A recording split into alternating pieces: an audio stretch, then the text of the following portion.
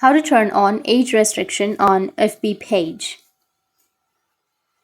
So if you want to turn on the age restriction on FB page, then first you need to open up your Facebook application. After opening, you need to just go with the upper right, which has that 3 horizontal lines, and then select your page. So switch to your page.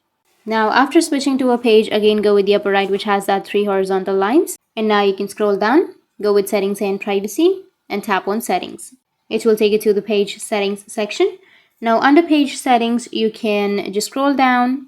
Now under your settings and privacy, you need to scroll down, and here you will have followers and public content, or you may also have an option of public post. So you just need to simply go with public post or public content, and once you tap on it, you need to scroll down, and here on the bottom you will have age restrictions. So tap on the age restrictions, and here you will have the age restrictions option. You can just simply turn on the age restriction as you like. You can select alcohol related, or people 17 and over, 18 and over, 19 and over, and 21 and over, or also public.